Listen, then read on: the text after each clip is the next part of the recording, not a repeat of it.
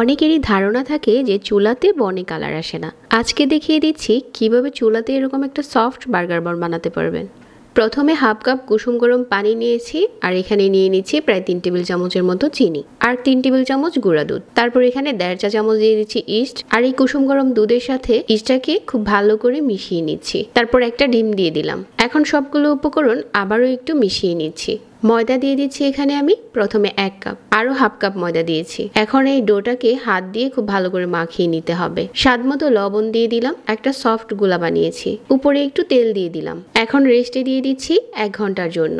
এখন যে কটা বন তৈরি করবেন ওরকম করে বানিয়ে নিতে হবে। হাত দিয়ে এরকম করে ঘুরিয়ে ঘুরিয়ে বানিয়ে নিচ্ছি। রেস্টে দিয়েছিলাম আরো 1 ঘন্টা। এখন ফুলে ডবল হয়ে গেছে। আর এই বনে কালার আসার জন্য এখানে ডিমের কুসুম ব্রাশ করে দিচ্ছি, আর উপরে দিয়ে দিচ্ছি সাদা তিল। এখন বনের ট্রেটা বসিয়ে দিয়ে ঢাকনা দিয়ে ঢেকে দিচ্ছি। এখন আমাদের বনটা বেক করা হয়ে গেছে।